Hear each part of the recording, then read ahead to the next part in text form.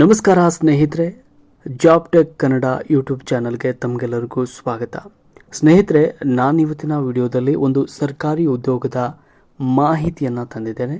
ಯಾರು ಕೂಡ ವಿಡಿಯೋನ ಸ್ಕಿಪ್ ಮಾಡಬೇಡಿ, ಸಂಪೂರ್ಣವಾಗಿ ವಿಡಿಯೋನ ನೋಡಿ ನಂತರ ಅರ್ಜಿಯನ್ನು ಸಲ್ಲಿಸಿ. ಸ್ನೇಹಿತರೆ, ಶಿವಮೊಗ್ಗ ಗೃಹ ರಕ್ಷಕ ದಳ ನೇಮಕಾತಿ ನಡೀತಾ ಇರುವಂಥದ್ದು. ಇದೊಂದು ಸುವರ್ಣ ಅವಕಾಶ ಎಲ್ಲರಿಗೂ ಕೂಡ. ಜಿಲ್ಲಾ ಗೃಹ ರಕ್ಷಕ ದಳದಲ್ಲಿ ಖಾಲಿ ಇರುವಂತಹ ವಿವಿಧ ಗೃಹ ರಕ್ಷಕ ಹುದ್ದೆಗಳನ್ನು ಭರ್ತಿ ಮಾಡೋದಕ್ಕೆ ಅರ್ಜಿಯನ್ನು ಆಹ್ವಾನ ಮಾಡಲಾಗಿದೆ. ಸಮಾಜ ಸೇವೆ ಮಾಡುವಂತಹ ಆಸಕ್ತಿ ಉಳ್ಳವರಿಗೆ, ಯುವಕರಿಗೆ, ಯುವತಿಯರಿಗೆ ಇದೊಂದು ಸುವರ್ಣ ಅವಕಾಶ. ಈ ಸೇವೆಯನ್ನು ಕೇವಲ ಉದ್ಯೋಗ ಮಾತ್ರವಲ್ಲದೆ ನಾಡಿನ ರಕ್ಷಣೆ ಹಾಗೂ ಕಾನೂನು ಸುವ್ಯವಸ್ಥೆ ಕಾಪಾಡುವಲ್ಲಿ ಪೊಲೀಸ್ ಇಲಾಖೆಗೆ ಸಹಕಾರ ನೀಡುವ ಒಂದು ಗೌರವಾನ್ವಿತ ಜವಾಬ್ದಾರಿ ಈ ಹುದ್ದೆಗೆ ಇದೆ. ಆಸಕ್ತರು ಈ ಅವಕಾಶವನ್ನು ಉಪಯೋಗ ಮಾಡಿಕೊಳ್ಬೇಕು.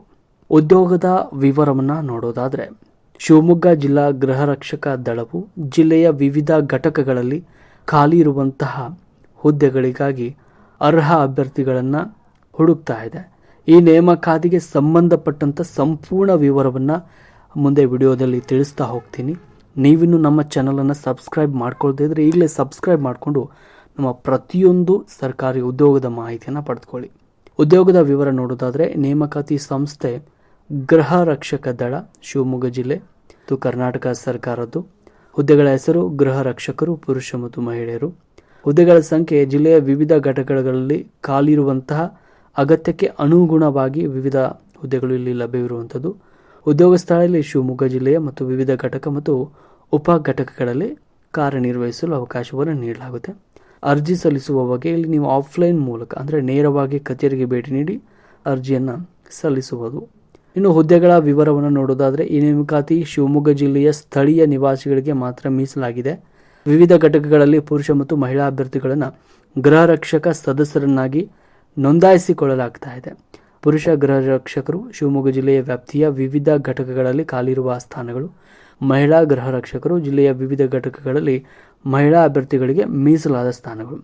ಇನ್ನು ಗೃಹ ರಕ್ಷಕ ದಳವು ನಿಷ್ಕಾಮ್ ಸೇವೆ ಎಂಬ ಧ್ಯೇಯೋದ್ದೇಶದೊಂದಿಗೆ ಕಾರ್ಯನಿರ್ವಹಿಸ್ತಾ ಇದೆ.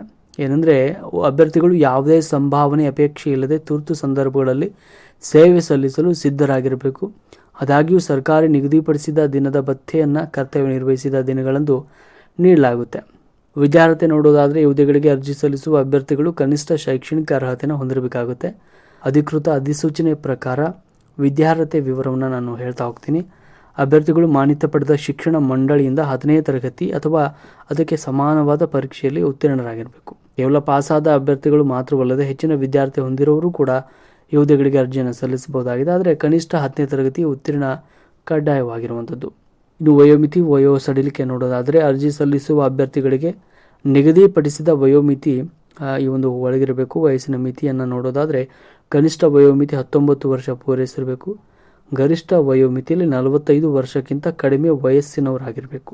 ವಯೋಮಿತಿಯಲ್ಲಿ ಸಡಿಲಿಕೆಗೆ ಸಂಬಂಧಪಟ್ಟಂತೆ ಅಧಿಸೂಚನೆಯಲ್ಲಿ ಯಾವುದೇ ವಿಶೇಷ ವರ್ಗಗಳಿಗೆ ಪ್ರತ್ಯೇಕ ರಿಯಾಯಿತಿಯನ್ನು ಉಲ್ಲೇಖ ಮಾಡಿಲ್ಲ.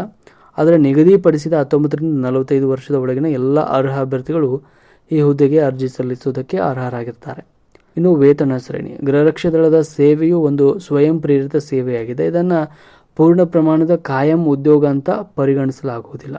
ಅಭ್ಯರ್ಥಿಗಳು ಕರ್ತವ್ಯಕ್ಕೆ ಹಾಜರಾದ ದಿನಗಳಲ್ಲಿ ಸರ್ಕಾರವು ನಿಗದಿಪಡಿಸಿದ ಗೌರವಧನ ಅಥವಾ ದಿನದ ಭತ್ಯೆಯನ್ನು ನೀಡಲಾಗುತ್ತೆ. ಪ್ರಸ್ತುತ ಕರ್ನಾಟಕ ಸರ್ಕಾರದ ನಿಯಮಗಳ ಪ್ರಕಾರ ಗೃಹ ರಕ್ಷಕರಿಗೆ ನೀಡಲಾಗುವ ನಿಗದಿತ ಭತ್ಯೆಗಳು ಇಲ್ಲಿ ಅನ್ವಯಿಸುತ್ತೆ. ಇದರೊಂದಿಗೆ ಸಮವಸ್ತ್ರ ಮತ್ತು ಇತರ ಸೌಲಭ್ಯಗಳನ್ನು ಕೂಡ ಇಲಾಖೆ ವತಿಯಿಂದ ಒದಗಿಸಲಾಗುತ್ತೆ. ಇನ್ನು ಅರ್ಜಿ ಶುಲ್ಕವನ್ನು ನೋಡೋದಾದರೆ, ಶಿವಮೊಗ್ಗ ಜಿಲ್ಲಾ ಗೃಹ ರಕ್ಷಕ ದಳದ ನೇಮಕಾತಿ ಪ್ರಕ್ರಿಯೆಯಲ್ಲಿ ಭಾಗವಹಿಸುವ ಅಭ್ಯರ್ಥಿಗಳಿಗೆ ಇಲ್ಲಿ ಒಂದು ಸಮಾಧಾನಕರ ವಿಷಯ ಏನಂದರೆ, ಇಲ್ಲಿ ಯಾವುದೇ ಅರ್ಜಿ ಶುಲ್ಕ ಇರೋದಿಲ್ಲ. ನೀವು ಅರ್ಜಿ ನಮೂನೆಯನ್ನು ಸಂಪೂರ್ಣ ಉಚಿತವಾಗಿ ಪಡ್ಕೊಳ್ಬೇಕಾಗುತ್ತೆ. ಅರ್ಜಿ ಸಲ್ಲಿಕೆ ಶುಲ್ಕ ಯಾವುದೇ ವರ್ಗದ ಅಭ್ಯರ್ಥಿಗಳಿಗೆ ಇಲ್ಲಿ ಅರ್ಜಿ ಶುಲ್ಕ ಇರೋದಿಲ್ಲ.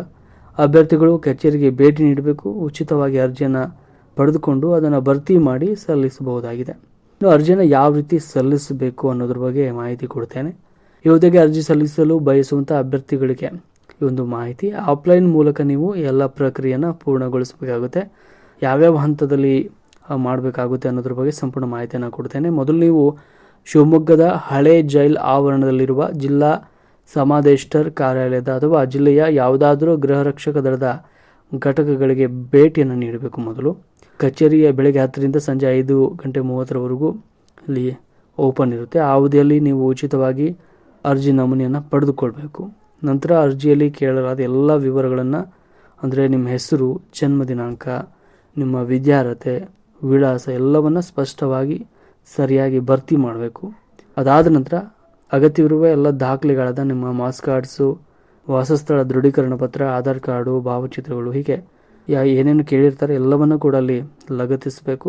ಭರ್ತಿ ಮಾಡಿದ ಅರ್ಜಿಯನ್ನು ದಿನಾಂಕ 3/2/2026 ಒಳಗೆ ಅದೇ ಕಚೇರಿಗೆ ನೀವು ಸಲ್ಲಿಸಬೇಕಾಗತ್ತೆ. ಅರ್ಜಿ ಸಲ್ಲಿಸುವಾಗ ಸ್ವೀಕೃತಿ ಪತ್ರ ಅಥವಾ ಅಗತ್ಯ ಮಾಹಿತಿಯನ್ನು ಪಡೆದುಕೊಳ್ಳುವುದು ತುಂಬ ಮುಖ್ಯವಾಗಿರುವಂಥದ್ದು. ಇನ್ನು ಆಯ್ಕೆ ಯಾವ ರೀತಿ ಮಾಡ್ತಾರೆ ಅನ್ನೋದನ್ನು ನೋಡೋದಾದರೆ, ಅಭ್ಯರ್ಥಿಗಳನ್ನು ಕೆಲವೊಂದು ಪರೀಕ್ಷೆಗಳನ್ನು ನಡೆಸಿ ಇಲ್ಲಿ ಆಯ್ಕೆಯನ್ನು ಮಾಡಲಾಗುತ್ತೆ. ಮೊದಲನೇದಾಗಿ ದೈಹಿಕ ಸಾಮರ್ಥ್ಯ. ಅಭ್ಯರ್ಥಿಗಳು ದೈಹಿಕವಾಗಿ ಸದೃಢರಾಗಿರಬೇಕು. ಆನಂತರ ವೈದ್ಯಕೀಯ ತಪಾಸಣೆ ಮಾಡ್ತಾರೆ. ಅಭ್ಯರ್ಥಿಗಳು ವೈದ್ಯಕೀಯವಾಗಿ ಸಶಕ್ತರಾಗಿರಬೇಕು ಎನ್ನುವುದು ಕಡ್ಡಾಯ ನಿಯಮವಾಗಿದೆ. ಅದಾದ ನಂತರ ದಾಖಲೆಗಳ ಪರಿಶೀಲನೆ. ಶೈಕ್ಷಣಿಕ ದಾಖಲೆಗಳು ಮತ್ತು ವಯಸ್ಸಿನ ಪುರಾವೆಗಳನ್ನು ಪರಿಶೀಲನೆ ಮಾಡ್ತಾರೆ. ಕೊನೆಯಲ್ಲಿ ನಡತೆ ಪರಿಶೀಲನೆ. ಅಭ್ಯರ್ಥಿಗಳ ಮೇಲೆ ಯಾವುದಾದ್ರೂ ಕ್ರಿಮಿನಲ್ ಕೇಸ್ ಇದೆಯಾ ಇಲ್ವಾ ಅನ್ನೋದನ್ನು ಚೆಕ್ ಮಾಡ್ತಾರೆ. ಪೊಲೀಸ್ ಠಾಣೆಯಲ್ಲಿ ಯಾವುದೋ ಕಪ್ಪು ಚುಕ್ಕಿ ಇಲ್ಲದ ಅಭ್ಯರ್ಥಿಗಳನ್ನು ಇಲ್ಲಿ ಪರಿಗಣಿಸ್ತಾರೆ ಮಾತ್ರ. ಇನ್ನು ಅದೊಂದು ಕೊನೆಯಲ್ಲಿ ಸಂದರ್ಶನ ಅಥವಾ ಪ್ರಾಯೋಗಿಕ ಪರೀಕ್ಷೆ. ಅಗತ್ಯವಿದ್ದರೆ ಸ್ಥಳೀಯ ಮಟ್ಟದಲ್ಲಿ ಆಯ್ಕೆ ಸಮಿತಿ ನಡೆಸುವ ಈ ಪ್ರಕ್ರಿಯೆಯಲ್ಲಿ ನೀವು ಭಾಗವಹಿಸಬೇಕಾಗುತ್ತೆ. ಇನ್ನು ಪ್ರಮುಖ ದಿನಾಂಕಗಳನ್ನು ನೋಡೋದಾದರೆ, ಅರ್ಜಿ ವಿತರಣೆ ಈಗಾಗಲೇ ಆರಂಭವಾಗಿದೆ. ಅರ್ಜಿ ಸಲ್ಲಿಸಲು ಇರುವಂಥ ಕೊನೆಯ ದಿನಾಂಕ 3 ಫೆಬ್ರವರಿ 2026. ಅರ್ಜಿ ಪಡೆಯುವ ಸಮಯ ಬೆಳಗ್ಗೆ 10ರಿಂದ ಸಂಜೆ 5:30ವರೆಗೂ ನೀವು ಶಿವಮೊಗ್ಗದ ವಿವಿಧ ಘಟಕಗಳ ಕಚೇರಿಗಳಲ್ಲಿ ನೀವು ಅರ್ಜಿ ನಮೂನೆಯನ್ನು ಪಡೆದು ಭರ್ತಿ ಮಾಡಿ ವಾಪಸ್ಸಲ್ಲಿ ಸಲ್ಲಿಸಬೇಕಾಗುತ್ತೆ. ಸ್ನೇಹಿತರೆ, ಇದಾಗಿತ್ತು ಈ ಕ್ಷಣದ ಉದ್ಯೋಗದ ಮಾಹಿತಿ. ಮತ್ತು ಮುಂದಿನ ವಿಡಿಯೋದಲ್ಲಿ ಮತ್ತೊಂದು ಸರ್ಕಾರಿ ಉದ್ಯೋಗದ ಮಾಹಿತಿಯೊಂದಿಗೆ ಬರ್ತೀನಿ. ನೀವು ಇನ್ನೂ ನಮ್ಮ ಚಾನಲನ್ನು ಸಬ್ಸ್ಕ್ರೈಬ್ ಮಾಡ್ಕೊಳ್ತಾ ಇದ್ದರೆ ಈಗಲೇ ಸಬ್ಸ್ಕ್ರೈಬ್ ಮಾಡಿಕೊಂಡು ನಮ್ಮ ಪ್ರತಿಯೊಂದು ಉದ್ಯೋಗದ ಮಾಹಿತಿಯನ್ನು ಪಡ್ಕೊಳ್ಳಿ. ಉದ್ಯೋಗಗಳ ಮಾಹಿತಿಯನ್ನು ಪಡೆದುಕೊಳ್ಳಲು ಈಗಲೇ ನಮ್ಮ ಚಾನಲ್ ಅನ್ನು ಸಬ್ಸ್ಕ್ರೈಬ್ ಮಾಡಿ ಹಾಗೂ ಪಕ್ಕದಲ್ಲಿರುವ ಬೆಲ್ ಐಕಾನ್ ಪ್ರೆಸ್ ಮಾಡಿ.